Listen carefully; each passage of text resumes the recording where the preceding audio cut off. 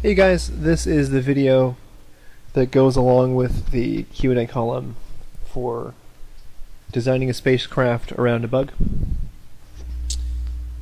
So, like usual with the Q&As, I mean, I've already taken the painting to the point where I'm just laying in the bug now, and I've got him sketched out, and I have a basic idea of the color scheme in my head, which is he's going to be orange to help it stand out against the blue sky, because those are complementary colors. But for the most part, I mean, it's pretty straightforward. I'm just using the form principle and directional lighting to figure out where the lights and darks are, and then just tweaking it to get the reflections right and things like that. You'll see. This is a faster video from what I'm normally doing. I think it's clocking in at about 27 minutes.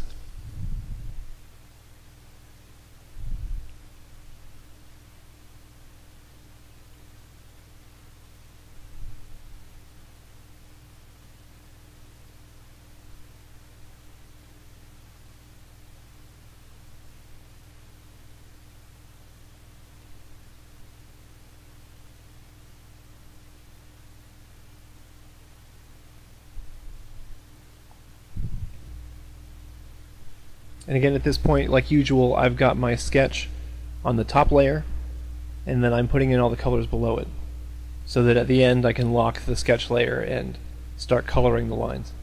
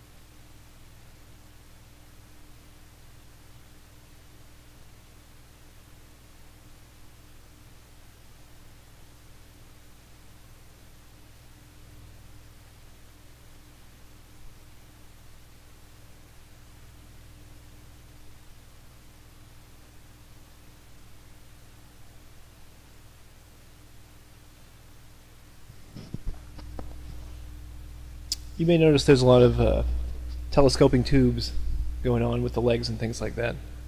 Um, that is because they are based loosely around, because obviously, I mean, they're based on bug legs to some extent, but then they are also, to get the mechanical aspect, they're based on tractors and mechanical cranes and things like that.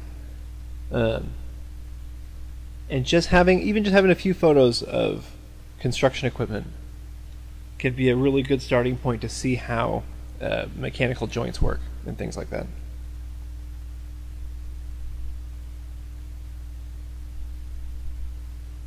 Although also, I mean, when you're designing something sci-fi like this, it's not entirely important that it adhere to the rules and mechanics that we know as of right now, since theoretically this would not be a spaceship that we had created. But stuff like that, especially with the telescoping tubes, if people can look at it and you kind of get an idea of how it would move, because it's like something we've already seen, it can help the story read a lot faster.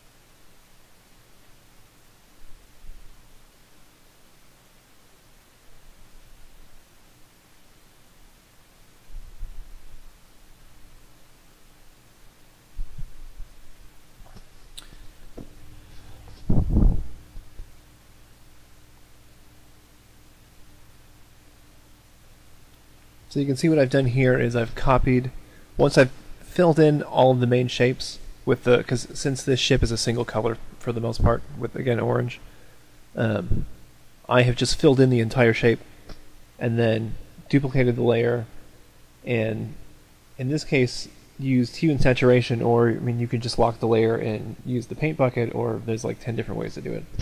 But just figure out a color that feels good for the light, and it doesn't have to be perfect because I'm going to go in and tweak it once I have erased away all of the negative shapes. But you copy the layer, put in your light color, and then I just erase away where the shadows are, so I can create the light and shadow pattern.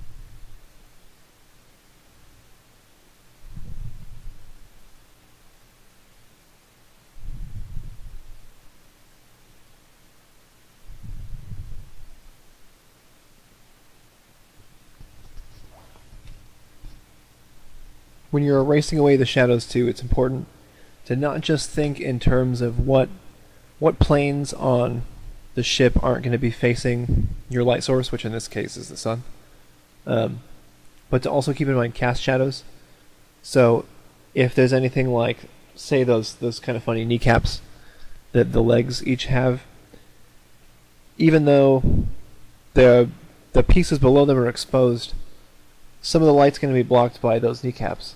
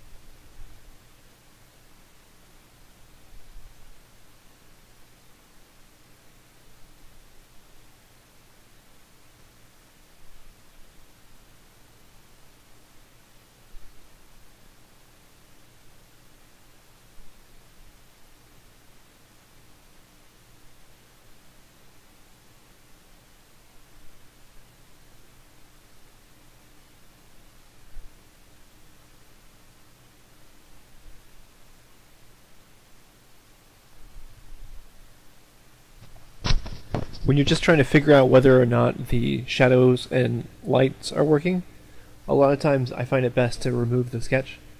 And if once you've taken off the sketch, you can still kind of feel the structure of the shapes, then it's working. But if once the lines are gone, your brain has a hard time figuring out what's going on.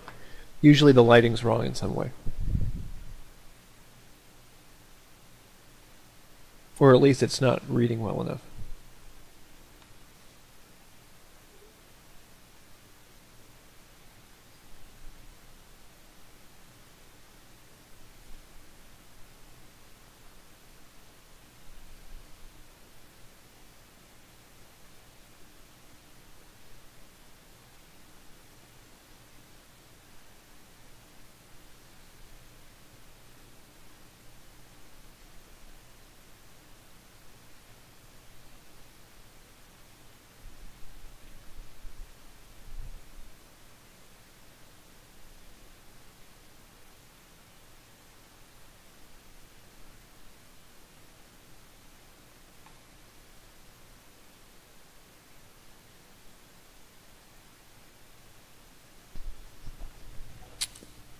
And again, like here, so removing the sketch can also be a good thing to do when you're putting gradients in. So when I get to the point where I start locking layers, and I'm using the airbrush tool to sort of build gradients into all the surfaces, because it's really rare that a surface doesn't have light moving off it in some kind of a gradient. It's really rare that it's totally flat. So when I go in to put that stuff on,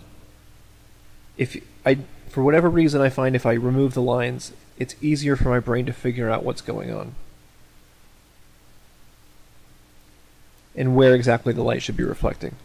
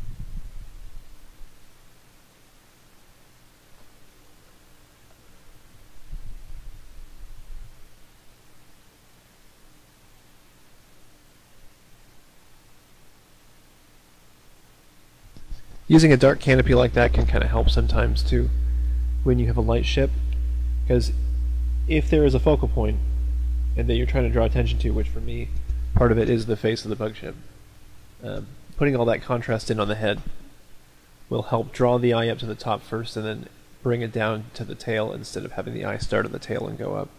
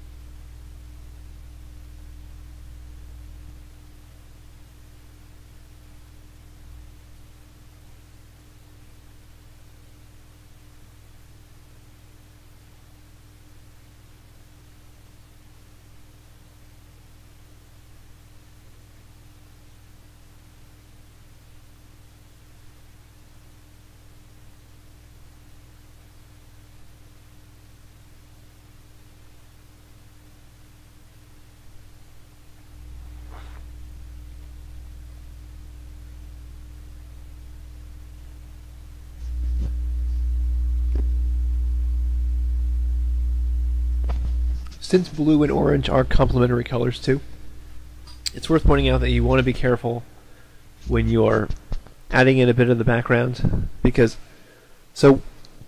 when you're painting an object that's surrounded essentially like this, surrounded by the sky and the buildings are all reflecting the sky, that blue is going to be bouncing everywhere around the picture, and whenever you have places where there's reflected light on the ship, it's technically going to have some of that blue, but since they're complementary colors, the blue and the orange will become gray if you mix them too evenly.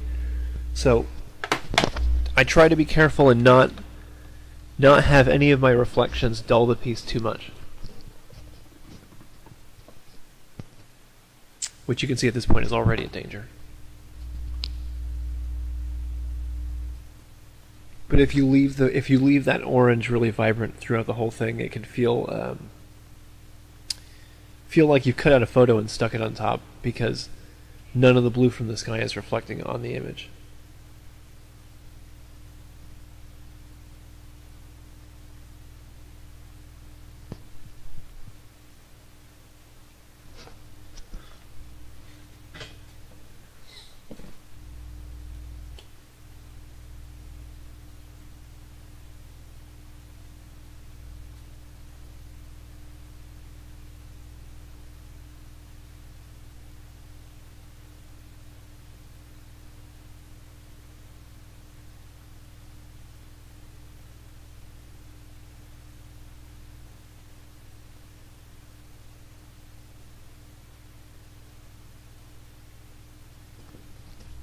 Alright, so now I'm kind of cutting back on the intensity of the whole sketch, as I mentioned before, by locking the sketch layer and then painting directly on top of the lines, so that it doesn't change the lines at all, but they don't stay flat black, because if you leave them black, it looks like a drawing. It looks more like a drawing, I guess.